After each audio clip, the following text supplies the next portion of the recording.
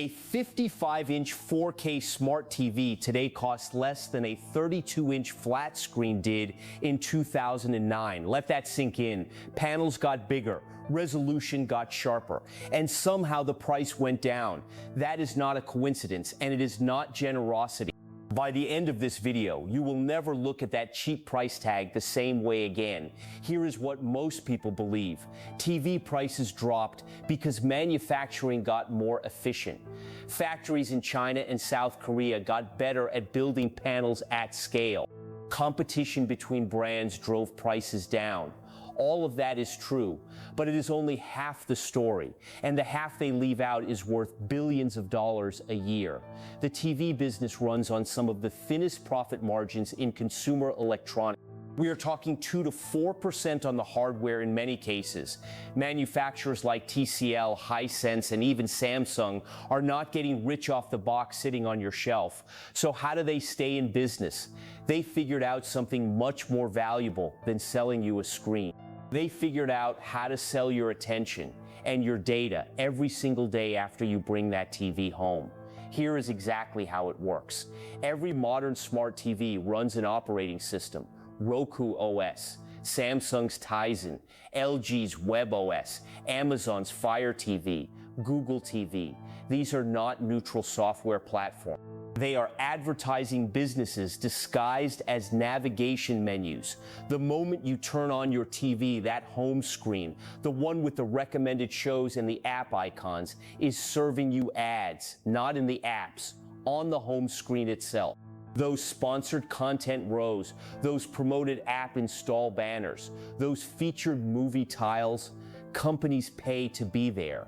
Your TV is showing you a billboard before you've watched a single second of actual content. Roku made this model famous, and they were remarkably transparent about it in their own investor documents. In 2023, Roku reported that its average revenue per user, money earned from advertising and content deals, was over $40 per account per year. The hardware, the Roku Stick or the Roku TV, is essentially the acquisition cost. Get the device into the home cheap, then monetize the eyeballs for years. Roku has said publicly that its platform business, not its hardware, is where it makes money. That is not a secret. They just know most consumers never read an earnings report. Samsung and LG do the same thing with their own built-in platforms. Samsung Ads, the company's advertising division, sells targeted inventory directly to brands, reaching viewers right on the home screen and inside Samsung's own apps. LG runs a similar operation through its ad platform. These are not small side projects. They are core revenue streams. But the home screen is only one piece. The more powerful tool is something called automatic content recognition, ACR. Here is the mechanism. Your smart TV has software running in the background that samples what is on screen thousands of times per second. It grabs tiny fingerprints of the image and audio, sends them to a server, and matches them against a massive database to identify exactly what you are watching. Not just what streaming app you opened, it can recognize broadcast TV, cable, a Blu-ray you put in, even a game running on a console connected through HDMI. The TV is watching you watch TV. This technology was pioneered by a company called Samba TV, which embedded its ACR software into sets sold by Sony, Sharp, and others starting around 2015. Vizio built its own ACR system called Inscape. By 2017, Vizio settled with the FTC for $2.2 million after it was found to be collecting viewing data on 11 million TVs without adequate consumer consent. The FTC said Vizio was capturing second-by-second data on what was on screen and selling it to third-party data brokers. Vizio did not admit wrongdoing, but they changed their disclosure practices. The fine was $2.2 million. Vizio had revenues in the billions. Do the math on how much of an incentive that actually removes. Here is what that data is worth. A detailed profile of a household's viewing habits, what shows they watch, at what time, which ads they sit through, how their consumption changes week to week, is extraordinarily valuable for targeted advertising. It tells a brand not just who you are demographically, but what you actually care about. That is more precise than almost any other advertising signal available. TV manufacturers and data brokers can charge premium rates for it, and ACR is enabled by default on many sets.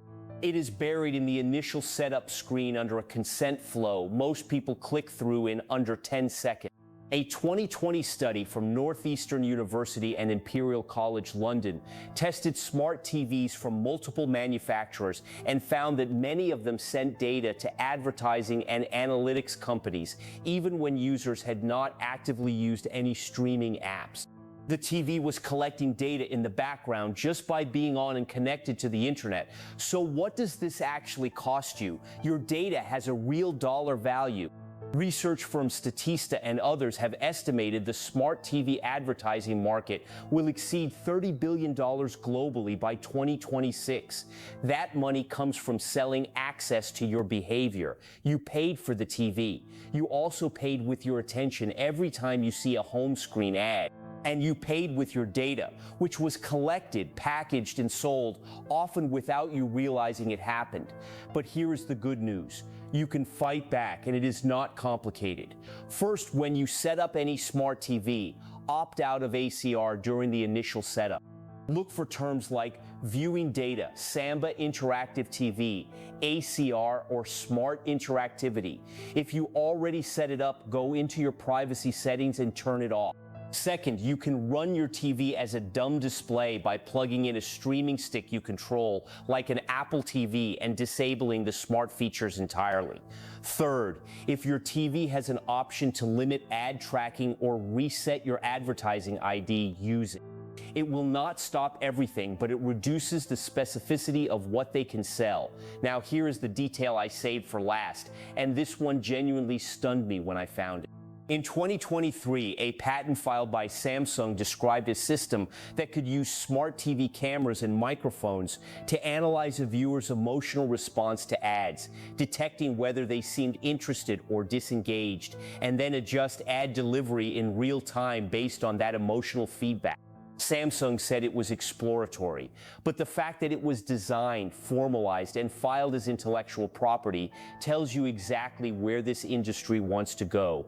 They do not just want to know what you watch, they want to know how you feel while you watch it. Your cheap smart TV is not a discount. It is an entry point. The screen is the hook. Your attention is the product. And the company that sold it to you has been monetizing your living room every day since you plugged it in. Follow this channel. We post the real reason behind everyday things every single day.